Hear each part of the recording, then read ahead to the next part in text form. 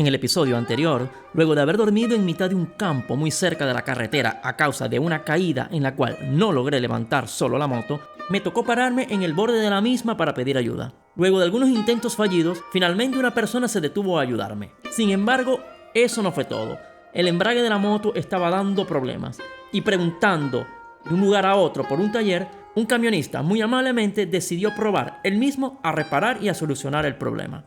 Ese día estaba extenuado y decidí buscar un lugar donde darme una ducha, lavar la ropa y poder colocar la tienda de campaña. Terminé durmiendo en un estacionamiento para camiones. Les recuerdo que estoy haciendo la tercera etapa de mi vuelta al mundo. Esta vez saldremos desde los Urales hasta el lago Baikal, haciendo una parada técnica en la ciudad de Irkutsk. La carretera transiberiana tiene a mi modo de ver diferentes matices. Desde los montes Urales hasta el lago Baikal fue para mí el tramo más difícil y con más tráfico. Cantidades incalculables de camiones que circulaban a toda velocidad, transportando cualquier tipo de material. Maquinaria agrícola, vehículos pesados, vehículos familiares, animales, alimentos y 1.000.000 de cosas más. Es decir, una carretera donde diariamente se moviliza la mercancía que será distribuida dentro del país y también aquella que va camino a Europa y a los mercados internacionales. En esta carretera hay que manejar con extrema cautela, sin olvidar que el clima siempre es impredecible en esta zona. Pero un momento hay 30 grados centígrados y 50 kilómetros más adelante te puedes conseguir con una lluvia torrencial. En camino a Irkutsk me detuve a dormir a orillas de un pequeño lago, muy cerca de la vía del ferrocarril. Unos niños curiosos se acercaron a conversar un poco y allí estuvimos un par de horas riendo y entendiéndonos con gestos y con el traductor de Google. Intenté hacer algunas tomas con el dron. Quería captar el tren transiberiano en su recorrido.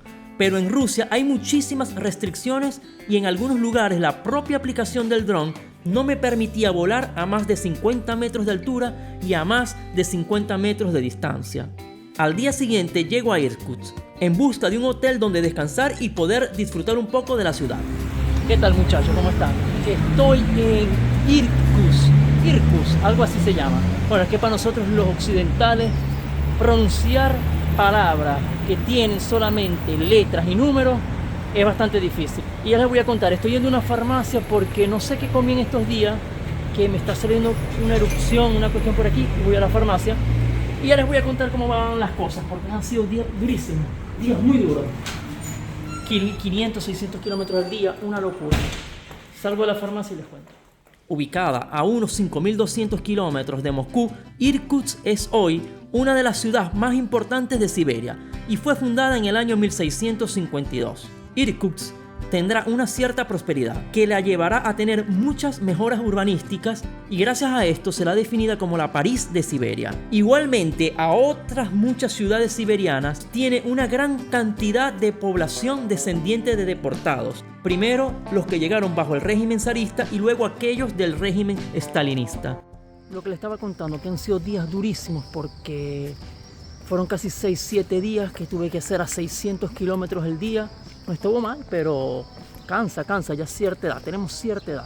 Lo importante es que mañana nos vamos a ver al lago, nos vamos al lago y nos vemos allá, ponemos la tienda de campaña y hacemos unas buenas tomas con el dron y vemos qué tal nos va.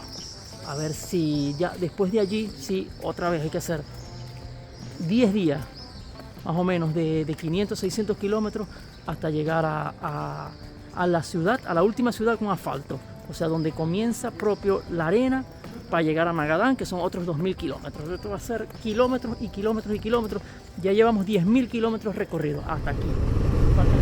Acabo de tomar un desvío que nos va a llevar, venía por la autopista que va hacia Ulan-Ude, que es la próxima ciudad grande. Por cierto, que en esa ciudad tengo que parar luego, hacer cambio de aceite, cambio de neumáticos y algunas cositas a la moto. Pero antes agarro un desvío hacia la izquierda y estamos bajando hacia supuestamente unas playas aquí en el lago, unas zonas muy bonitas donde se puede acampar y donde se puede pasar un rato. Qué bonito el río, ¿eh? Ajá, en teoría es por aquí. Tengo que entrar aquí.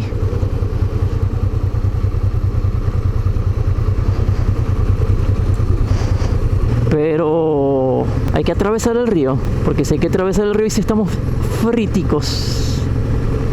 Fritos. Yo nunca he atravesado un río en la moto. Bueno, creo que en Marruecos hice casi 2 kilómetros de río, pero seco. Era el lecho. Tenía bastante piedra mediana, pero cuando es seco, puedes ver, uno, no está resbaloso porque no está el moho que se crea arriba de las rocas. Y 3, si te caes te levantas. Aquí si te caes lloras porque se le entra agua al motor. Y sí es verdad que se terminó el proyecto, no el viaje, se termina todo. Porque ¿cómo hacemos a reparar la moto? Ajá, y aquí cómo es. Pero por abajo el puente, ¿eh? Piedra dura al menos. Sí, por aquí. Ah, no, eso no es un puente, eso es el... Sí, no es un puente, claro que es un puente, pero es el puente por donde pasa el tren. O sea, no es un puente de vehículos a motor de 4 ruedas. Increíble donde me estoy metiendo yo. Esto es lo increíble, ¿dónde me estoy metiendo yo? Es que cuando yo me medio maté en África iba de pie y el golpe es más fuerte. O sea, yo creo que tengo ahorita tipo como que secuelas, un poco de temor. Uy. Y no quiero ser ave de mal agüero. ¿Cuánto faltan? 1 kilómetro. Pero si aquí llueve, salgo con el rancanchunchán, salgo yo de aquí. Aquí me quedo 4 o 5 días. Que no estaría mal, ¿eh? Ay, su madre. Un paso de agua. No. ¿Por qué me hacen estas cosas a mí? A ver. Ay, santo Cristo.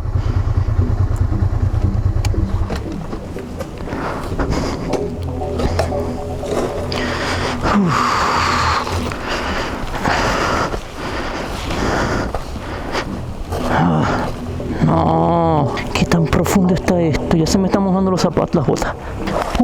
Aquí está resbalosísimo. Ay, se me está metiendo el agua en las botas. Ay, muchachos, ¿qué hago? ¿Ustedes qué harían? No, aquí está súper profundo, ¿eh? Allá está fácil. Hay agua así. Pero aquí no se ve el fondo. Si no se ve el fondo, ¿qué quiere decir? Exactamente. A ver que ustedes son más inteligentes que yo. A ver, hay 2 opciones. Me mojo los pies completos y camino hasta allá. Desarmo la moto. Quito maletas, quito todo. Paso sin las maletas. O como el que te conté, para atrás. Pensemos como siempre. En estos casos lo más importante es reflexionar y pensar. Porque ya acabamos de pasar un susto. ¿Ok? Acabamos de pasar un susto. Entonces hay que pensarlo muy bien. Voy a quitar las maletas, las 2 laterales y la amarilla y esta de aquí. Y voy a intentar pasar. Vamos a ver cómo nos va. Estas son pruebas, muchachos. Pruebas que te da el camino. ¿Por qué? Primera y ahí vamos.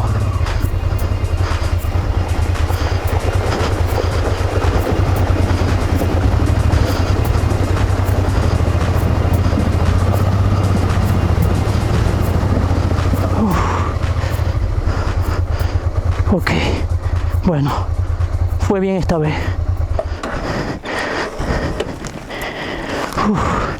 Quiere decir que ya mañana lo logro pasar con las maletas puestas. Ahora ir a buscar los muertos aquellos. ¿Cuánto falta? 400 metros, vamos. Vamos. Llegamos. Prendemos la cámara de atrás. Cámara de atrás, ¿prendió? Sí. Cámara de atrás prendió. Cámara adelante ahora. Wow. Perfecto, espectacular. Sí, lo logramos. Apago este que se va a apagar.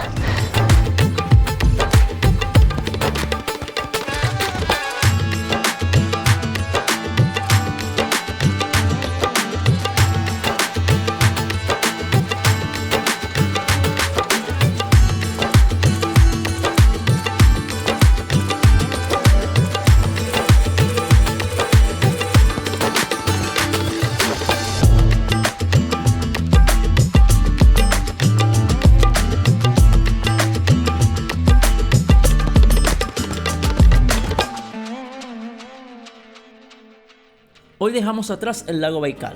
Increíble. Pensar que es el mayor de los lagos de agua dulce de Asia y el más profundo del mundo. Y que además es alimentado por casi 500 afluentes. Verdaderamente una cosa indescriptible. Y lo más llamativo es que en invierno se congela en su totalidad. Seguimos rodando por la Transiberiana.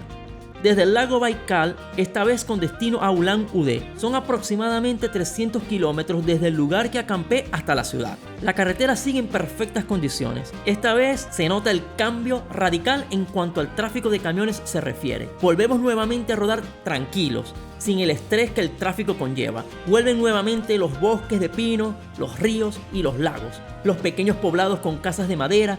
Es decir, nuevamente vuelvo a disfrutar de manejar a través de la Transiberiana.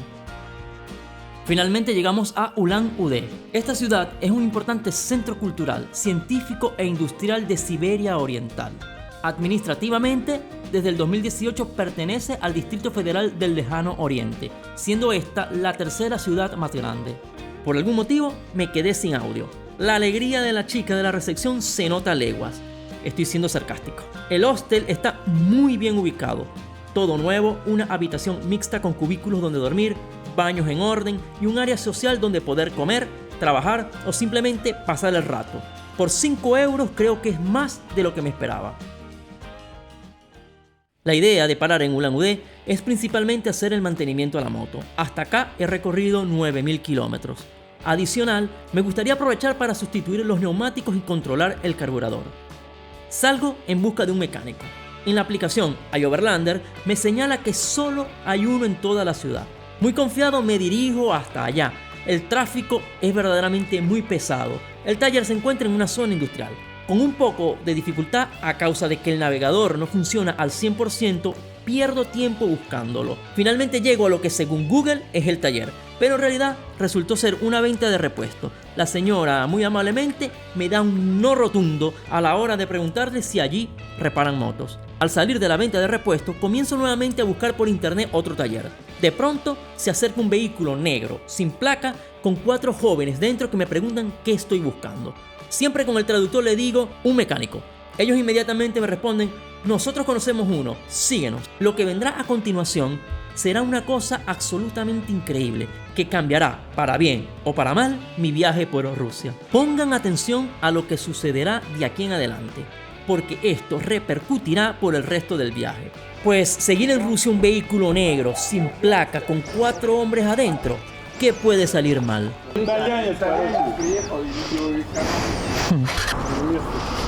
По-русски? No. No understand, да? Ну и как я с тобой хлебали бы? Транслейтер? Translator, sí. Ну, проблем какой? Hablar con el mecánico que se llama Alexander, que en Rusia a los Alexander los llaman también Sasha, no fue fácil, menos mal que tengo el traductor en el teléfono. En resumen, quedamos que el día siguiente a las 10 me atendería para arreglar la moto. Al día siguiente, y como de acuerdo, llego al taller de Alexander e inmediatamente se pone a trabajar en la moto. Hacemos cambio de aceite y filtro, sustitución de los neumáticos y un control profundo al carburador que estaba presentando una falla. Después de finalizar con el trabajo de la moto, Alexander me ha invitado al club de motociclistas de Ulan-Ude y ha sido una experiencia verdaderamente maravillosa, y exactamente allí en el club fue que conocí a Troy y a Andrei, que será la persona con la que viajaré por más de 2000 kilómetros en camino hacia Magadán. Nunca he viajado con otras personas, siempre solo, pero antes de contarles sobre esta experiencia quiero decir algo. Pongan atención a la cadena de amigos que se está formando. Gracias a los jóvenes que me conseguí en la venta de repuesto, conocí a Alexander, el mecánico. Gracias a Alexander pude conocer a algunas personas del club de motociclistas de Ulan-Ude. Y gracias al club pude conocer a Troy y a Andrei, con quien estoy viajando en este momento. Pero memoricen estos nombres porque en el futuro volverán a escuchar de ellos y serán, como dije anteriormente, parte fundamental del viaje. Ahora bien, volvamos a la ruta. Les decía, jamás había viajado tanto tiempo con otra persona. Haré junto a Andrei unos 2000 kilómetros desde Ulan-Ude hasta el desvío que va hacia Yakutsk. Por el momento, mi experiencia ha sido maravillosa. Sentir que no estás solo, que si algo sucede tendrás el apoyo de alguien más, poder compartir un plato de comida con otra persona, una charla durante esos momentos de descansos en las estaciones de servicio es algo que no tiene precio. La meta para el día de hoy es la ciudad de Chitá. Andrei ha contactado al club de motociclistas de la ciudad y nos están esperando para darnos alojamiento. Los 660 kilómetros han sido duros.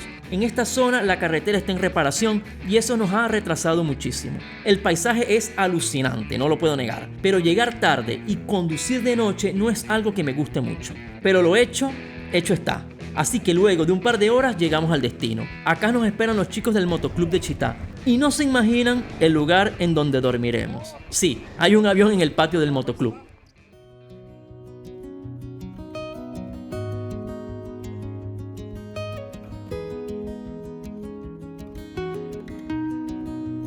Bueno, y anoche, después de que llegamos aquí tardísimo con estos muchachos, con Andrei, la esposa,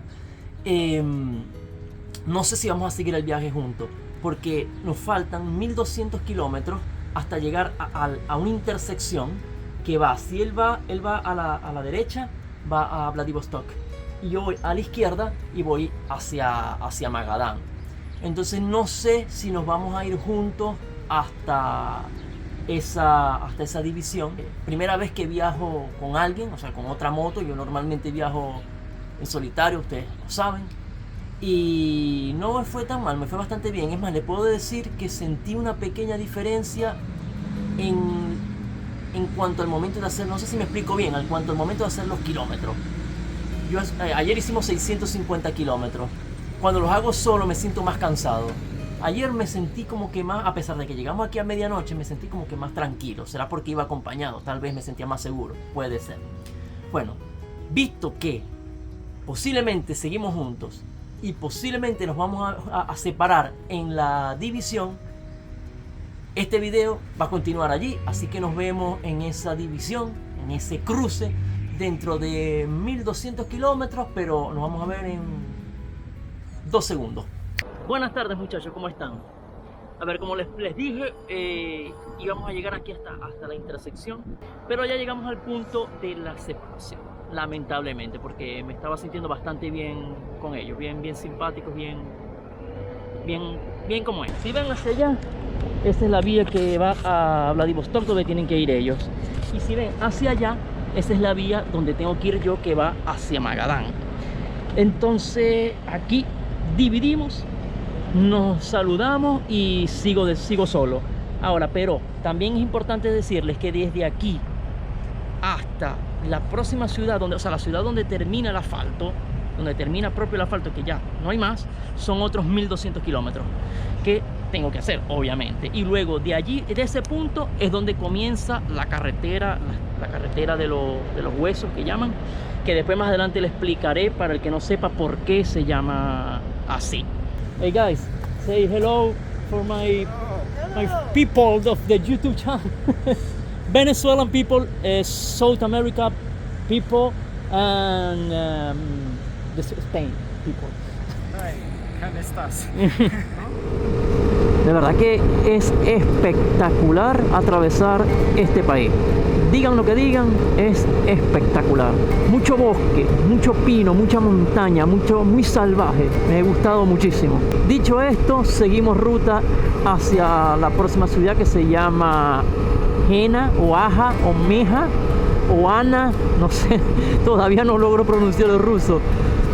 Que creo que ya ahí hago un stop para seguir mañana hasta Yakutsk, que esa sí es la última ciudad, como dije anteriormente, donde termina el asfalto y donde comienza la odisea sobre la carretera de los huesos, que eso sí de verdad que va a ser un problemón para este pobre inexperto de las artes del off-road. A ver, muchachos, esto es lo que yo les digo de la hospitalidad aquí, ¿no? En Rusia. Voy apenas entrando en la ciudad. Me paré en una estación de servicio para buscar un hotel. Y me venían ya siguiendo en la scooter, en la motico esa que vayan antes.